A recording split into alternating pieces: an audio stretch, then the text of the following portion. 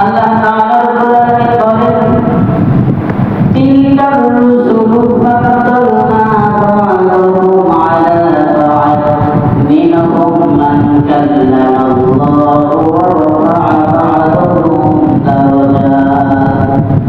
রব্বুল আলামিন বলেন জগৎবাসীরা ও জগৎবাসীরা আমি আল্লাহ তাআলা এই পৃথিবীর সব কিছু সৃষ্টি করেছি। শুধু তাই নয়, এই পৃথিবীতে যত সৃষ্টি রয়েছে সমস্ত মাখলুকাত আমি আল্লাহ তাআলা সৃষ্টি করেছি। সুবহানাল্লাহ। আল্লাহ তাআলা বলেন তবে আমি আল্লাহ তাআলা তোমাদের আদম জাতিকে সৃষ্টি করে তোমাদেরকে ইসলামের পথ দেখানোর জন্য, দ্বীনের পথ, হেদায়েতের পথ দেখানোর জন্য যুগে যুগে আমি আল্লাহ তাআলা কিছু প্রতীকী সৃষ্টি করেছি। সুবহানাল্লাহ। আল্লাহ তাআলা বলেন এই প্রতীকীদের মধ্যে কারো মর্যাদা হচ্ছে তারা নবী, আর কারো মর্যাদা হচ্ছে তারা নবী এবং রাসূল। তবে আমি আল্লাহ তাআলা সমস্ত নবীদেরকে একরকম মর্যাদা দান করি নাই। আমি আল্লাহ তাআলা সমস্ত রাসূলদেরকে একরকম মর্যাদা দান করি নাই। ও আল্লাহ, আপনি কেমন মর্যাদা দান করেছেন? আল্লাহ তাআলা বলেন তিলকা রুসুলু ফাদদালনা বা'দাহুম আলা বা'দ। আমি আল্লাহ তাআলা তামাম রাসূলদের মধ্যে একজন রাসূল থেকে আরেকজন রাসূলের মর্যাদা আমি আল্লাহ তাআলা পার্থক্য করেছি। সুবহানাল্লাহ। রাসূলদের মধ্যে একজন রাসূল থেকে আরেকজন রাসূলের মর্যাদা বাড়াইলেন কে? আল্লাহ। আল্লাহ তাআলা এই শব্দের ব্যাখ্যা করতে গিয়ে সামনে রব্বুল আলামিন নিজেই চমৎকার ভাবে ব্যাখ্যা করে দিয়েছেন। আল্লাহ তাআলা বলেন মিনহুম মান কাল্লামা আল্লাহ। এমনকি রাসূলদের মর্যাদা বাড়াতে গিয়ে আমি আল্লাহ তাআলা এমন একজন রাসূলের সাথে কথা পর্যন্ত বলেছি। সুবহানাল্লাহ। আল্লাহ তাআলা বলেন যে একজন রাসূল থেকে আরেকজন রাসূলের যে মর্যাদা আমি আল্লাহ তাআলা বাড়িয়েছি, এই মর্যাদা বাড়াতে গিয়ে এমন একজন রাসূলের সাথে আমি আল্লাহ তাআলা সরাসরি কথা পর্যন্ত বলেছি। সুবহানাল্লাহ। ওই রাসূল, ওই নবীকে চিনেন? ওনার নাম হচ্ছে হযরত মূসা আলাইহিস সালাম। ওনার সাথে আল্লাহ তাআলা তুর পাহাড়ে কথা বলেছেন। এখন প্রশ্ন হচ্ছে মূসা আলাইহিস সালাম আল্লাহ তাআলার সাথে সরাসরি কথা বলেছেন, কিন্তু মূসা আলাইহিস সালাম কি আল্লাহকে দেখেছেন? দেখেছেন আল্লাহকে? দেখে নাই। কিন্তু মূসা আলাইহিস সালাম বলে রব্বি আরিনি, ও আল্লাহ, হে দয়াময় প্রভু, তুমি আমাকে দয়া করে একটু দিদার দাও, আমাকে একটু দেখা দাও। আল্লাহ তাআলা সরাসরি নিষেধ করে দিলেন। রব্বুল আলামিন বলেন লান তারানি, শুধু এখন নয়, কখনো তুমি মূসা আল্লাহকে দেখতে পারবে না। তাহলে মূসা আলাইহিস সালাম আল্লাহ তাআলাকে দেখে নাই, শুধুমাত্র আল্লাহর সাথে কথা বলার কারণে মূসা আলাইহিস সালামের মর্যাদা অন্যান্য নবী এবং রাসূলদের থেকে বাড়ছে না কমছে? কথা বলেন, আপনি কি বুঝতেছেন? মূসা আলাইহিস সালাম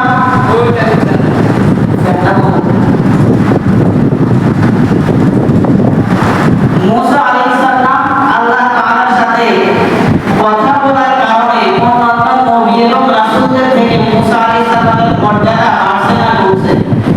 বেড়েছে। কিন্তু মূসা আলাইহিস সালাম আল্লাহ তাআলাকে দেখেন নাই। আর আপনি এমন নবীর উম্মত, এমন রাসূলের উম্মত, যিনি সরাসরি আল্লাহ তাআলার দরবারে গিয়ে আল্লাহ তাআলাকে স্বয়ং নিজ চক্ষু মুবারকে দেখতে পেরেছেন এবং আল্লাহ তাআলার সাথে কথা বলেছেন। তাহলে বোঝা গেল আমার আপনার নবীর সাথে অন্য কোনো নবী এবং রাসূলের তুলনা চলে না। কথা বলেন ঠিক কিনা? এই জন্য আল্লাহ হাবিব সাল্লাল্লাহু আলাইহি সাল্লামের শান মান মর্যাদা এত বেশি। আল্লাহ তাআলা বলেন ও জগৎবাসীরা, আমি আল্লাহ তাআলা রাসূলদের মর্যাদা বাড়াতে গিয়ে এমন একজন রাসূলের সাথে কথা পর্যন্ত বলেছি। আল্লাহ তাআলা আল্লাহ ইঙ্গিতে মূসা আলাইহিস সালামের কথা আমাদেরকে জানিয়ে দিলেন। কিন্তু এর পরের শব্দে আল্লাহ তাআলা ডেকে বলে হাবিব ইয়া রাসূলুল্লাহ, আপনার উম্মতে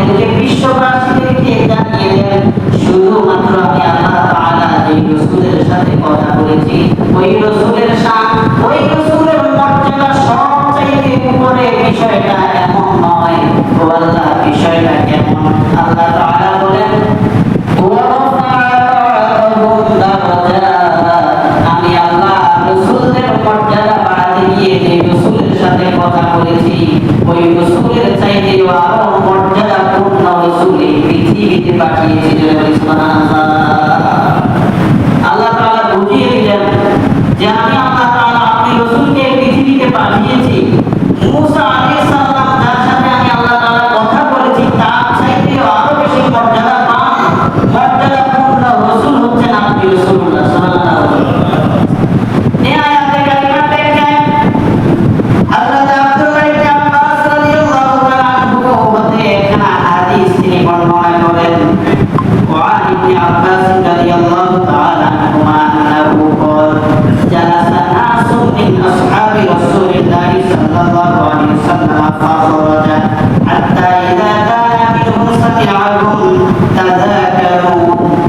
হযরত আব্দুল্লাহ ইবনে আব্বাস রাদিয়াল্লাহু তাআলা আনহু বলেন আমরা একজন আল্লাহর হাবিব সাল্লাল্লাহু আলাইহি ওয়াসাল্লামের কয়েকজন সাহাবীদেরকে নিয়ে বৈঠকের মধ্যে একটা সভার মধ্যে সমস্ত নবী রাসূলদের মর্যাদা সম্পর্কে আমরা বর্ণনা করতেছিলাম।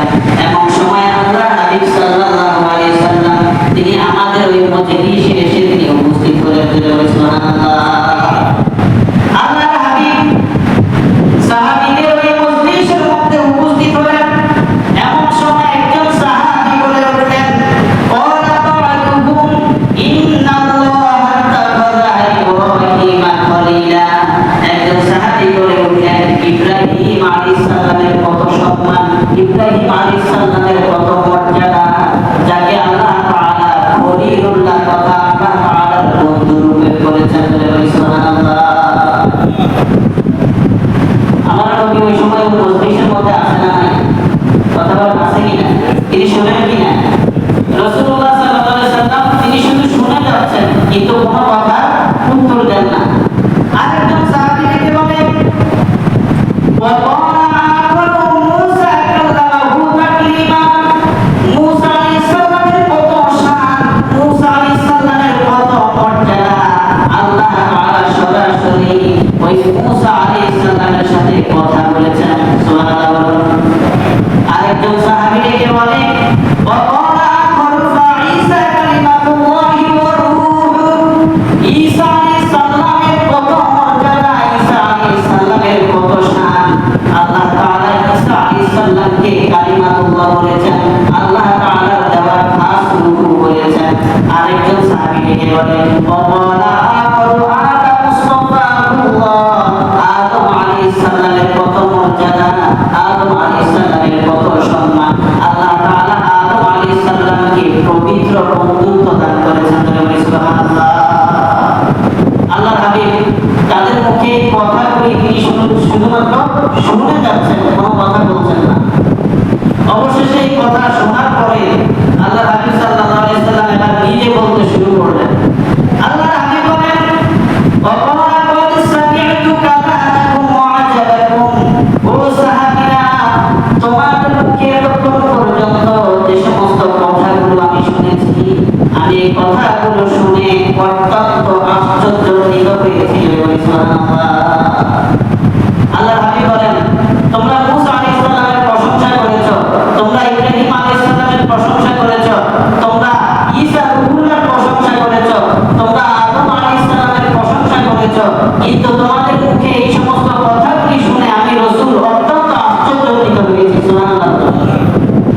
সাহাবায়ে কেরাম বলেন ইয়া রাসূলুল্লাহ, ইয়া হাবিবাল্লাহ, আপনি কেন আশ্চর্যান্বিত হয়েছেন?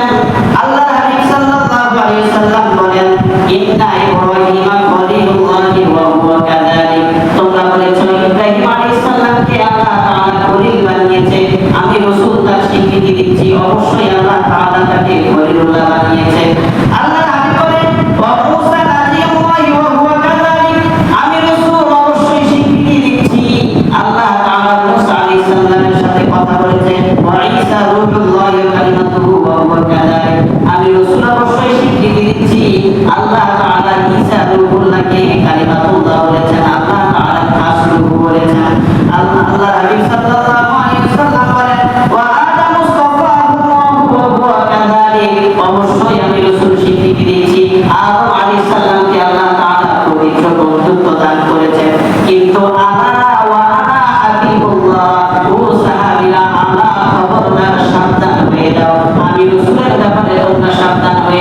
আল্লাহর হাবিব বলেন আলা ওয়া আনা হাবিবুল্লাহ। ইব্রাহিম আলাইহিস সালাম আল্লাহর খলিল হতে পারে, ঈসা রূহুল্লাহ আল্লাহর রূহ কালিমাতুল্লাহ হতে পারে, মূসা আলাইহিস সালাম কালিমাতুল্লাহ হতে পারে, আদম সফিউল্লাহ তিনি সফিউল্লাহ হতে পারে, কিন্তু আলা ওয়া আনা হাবিবুল্লাহ আমি হচ্ছি আল্লাহর হাবিব। সুবহানাল্লাহ। আল্লাহর হাবিব বলেন ওয়ালা ফাখর, আল্লাহ তাআলা যে আমাকে হাবিব বানিয়েছে এটা আমি ফখর করি না, অহংকার করি না, এটা বেসিক আল্লাহ তাআলা আমাকে মর্যাদা দান করেছে। সুবহানাল্লাহ। আল্লাহর হাবিব বলেন শুধু তাই নয়, ওয়া আনা আউয়াল, আল্লাহর হাবিব সাল্লাল্লাহু আলাইহি সাল্লাম বলেন ওয়া আনা হামিলু লিওয়াইল হামদি ইয়াউমাল কিয়ামাতি তাহতাহু আদাউ ফামান দুনাহু ওয়ালা ফাখর। আমি রাসূলকে আল্লাহ তাআলা শুধু হাবিব বানিয়েছে এখানে শেষ না, কিয়ামতের ময়দানে আমি রাসূলের হাতে থাকবে আল্লাহ তাআলার প্রশংসার পতাকা। আমি রাসূল শুধুমাত্র আল্লাহর প্রশংসা করতে থাকবো, আর আমার এই প্রশংসার পতাকার নিচে আদম আলাইহিস সালাম সহ তামাম সমস্ত নবী এবং রাসূলরা তারা আশ্রয় গ্রহণ করবে। সুবহানাল্লাহ। আল্লাহর হাবিবের কত মর্যাদা! তিনি বলেন কিয়ামতের ময়দানে, হাসরের ময়দানে আমার হাতে থাকবে আল্লাহর প্রশংসার পতাকা। আমি শুধু আল্লাহর প্রশংসা করতেই থাকবো, আর এই প্রশংসার পতাকার নিচে তামাম নবী এবং রাসূল সবাই আশ্রয় গ্রহণ করবে। সুবহানাল্লাহ। তাহলে প্রশংসার পতাকা কার হাতে? আমাদের নবীর হাতে। কার হাতে? আমাদের নবীর হাতে। আল্লাহর হাবিব সাল্লাল্লাহু আলাইহি সাল্লাম বলেন শুধু এখানেই শেষ না, আল্লাহর হাবিব বলেন আয়েশা সিদ্দিকা রাদিয়াল্লাহু তাআলা কে একদিন দেখে বলে, আয়েশা কিয়ামতের ময়দানে এমন একটি সময় হবে, এমন একটি ভয়াবহ সময় আসবে, কোন মানুষের ধরনের মধ্যে কোনো পোশাক থাকবে না, সবাই উলঙ্গ থাকবে। আয়েশা সিদ্দিকা বলে ইয়া রাসূলুল্লাহ তাহলে কি একে অপরের দিকে নজর করবে না? আল্লাহর হাবিব বলেন নজর করার কোনো সুযোগ নাই। ওই সময় এমন অবস্থা হবে, একদিক দিয়ে জাহান্নামের আগুন শুধু হাঁকাতে থাকবে, জাহান্নামের আগুন হাঁকিয়ে আল্লাহ তাআলাকে বলবে আল্লাহ আমি জাহান্নামের মধ্যে যাদেরকে দেওয়ার তাড়াতাড়ি তাদেরকে দিয়ে দাও, আমি জাহান্নাম তাদের জন্য অভুক্ত হয়ে আছি। এই সাথে আল্লাহর হাবিব বলেন ও আয়েশা আমার উম্মতদেরকে বলবা তারা যেন এই পৃথিবীতে বেশি বেশি করে চোখের পানি ছেড়ে ছেড়ে কান্না করে, কারণ তারা এই পৃথিবীতে যে কান্না করে আল্লাহর ভয়ে, তাদের এই সমস্ত কান্নার পানিগুলো আল্লাহ তাআলা কুদরতি ভাবে ফেরেশতাদেরকে দিয়ে সংরক্ষণ করে। যখনই কাল হাসরের ময়দানে ওই জাহান্নাম আমার উম্মতদেরকে আকৃষ্ট করে ধরতে আসবে, তখনই এই সমস্ত চোখের পানিগুলো ফেরেশতারা এমন ভাবে জাহান্নামের দিকে নিক্ষেপ করবে, জাহান্নাম তাদের চোখের পানির কারণে নিস্তব্ধ হয়ে যাবে। সুবহানাল্লাহ। এই জন্য আল্লাহ তাআলা পবিত্র আল কোরআনের মধ্যে বলেন ফালিয়াদহাকু ক্বালিলান ওয়া লিয়াবকু কাসীরা। বান্দা এই পৃথিবীতে বেশি বেশি করে কান্না করো, কম কম করে হাসো। বেশি বেশি করে কাঁদো, কম কম করে হাসো। সাহাবায়ে কেরামের মধ্যে হযরত আবু হুরায়রা রাদিয়াল্লাহু তাআলা প্রশ্ন করলেন ইয়া রাসূলুল্লাহ ইয়া হাবিবাল্লাহ এই হাসরের ময়দানের মধ্যে সমস্ত মানুষ যখন উলঙ্গ হয়ে থাকবে তখন নবীর অবস্থা কি হবে? সুবহানাল্লাহ। আল্লাহর হাবিব সাল্লাল্লাহু আলাইহি সাল্লাম বলেন فعن ابي هريره رضي الله تعالى عنه قال عن النبي صلى الله عليه وسلم فاكسى حلة من حلل الجنة ثم اقول عند يمين العرش ليس احد من الخلائق يقوم ذلك مقام غيري رواه الترمذي. سبحان الله.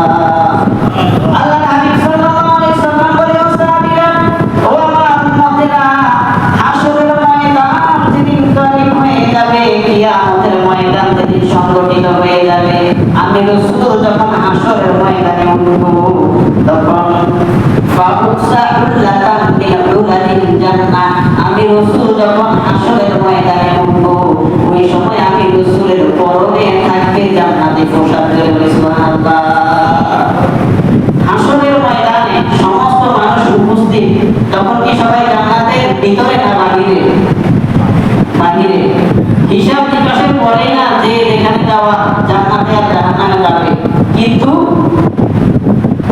আমাদের প্রত্যেকের পোশাক তখন থাকবে না, সবাই থাকবে উলঙ্গ, কিন্তু ওই সময় রাসূলুল্লাহ সাল্লাল্লাহু আলাইহি ওয়াসাল্লামের পরনের মধ্যে জান্নাতি পোশাক আছে না নাই?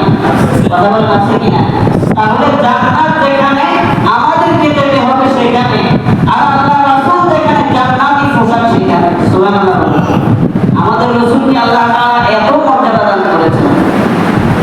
আল্লাহর হাবিব বলেন শুধু তাই নয়, সুম্মা আকুলু আইয়ামিনিল আরশি, আমি রাসূল জান্নাতি পোশাক পরিধান করে আল্লাহ তাআলার আরশে আজিমের ডান পাশে দাঁড়িয়ে যাব। সুবহানাল্লাহ। কোন পাশে? ডান পাশে। দেখেন কিয়ামত সংঘটিত হবে কবে আমরা জানি না, কিন্তু কবে হবে রাসূলুল্লাহ সাল্লাল্লাহু আলাইহি ওয়াসাল্লাম কিভাবে উঠবে, কোথায় দাঁড়াবে তিনি জানেন কিনা? কথা বলেন জানেন কিনা? জানেন না? আল্লাহর হাবিব জানেন না এমন কোনো কিছু আছে?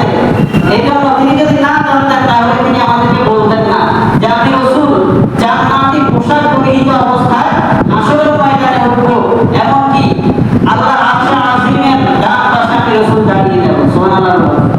আল্লাহর হাবিব বলেন লাইসা আহাদু মিনহা ফালাইনি ইয়াকুমু যালিকাল মাকামি গায়রি, আমি রাসূলকে আল্লাহ তাআলা এত সম্মান এত মর্যাদা দান করেছে, হাসরের ময়দানে আমি রাসূল সেই জায়গার মধ্যে দাঁড়াবো, ওই জায়গায় শুধুমাত্র আমি রাসূল ছাড়া আর অন্য কোনো নবী এবং রাসূল দাঁড়ানোর সুযোগ পাবে না।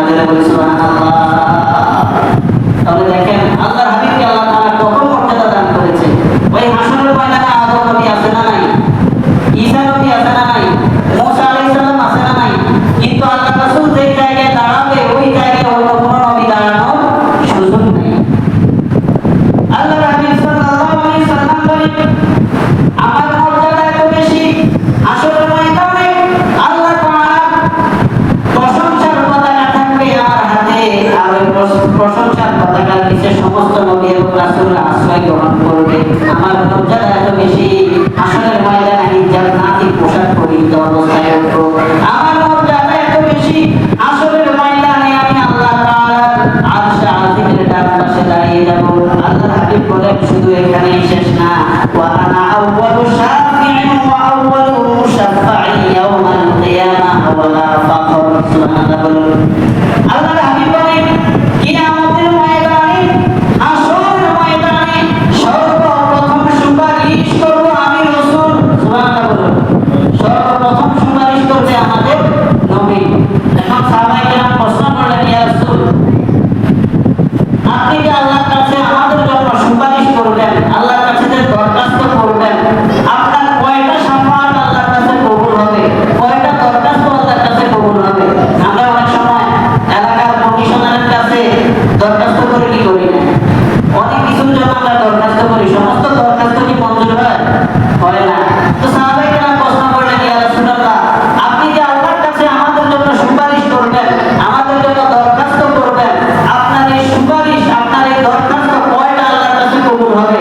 আল্লাহর হাবিব সাল্লাল্লাহু আলাইহি ওয়াসাল্লাম বলেন ওয়া আনা আউয়ালু শাফিঈন ওয়া আউয়ালু মুশাফফাঈন ইয়াউমাল কিয়ামাহ, আমি রাসূল কাল হাসরের ময়দানে সর্বপ্রথম সুপারিশ করব, আর আমি যে সুপারিশ করব আমার সমস্ত সুপারিশ আল্লাহর কাছে কবুল হবে। সুবহানাল্লাহ।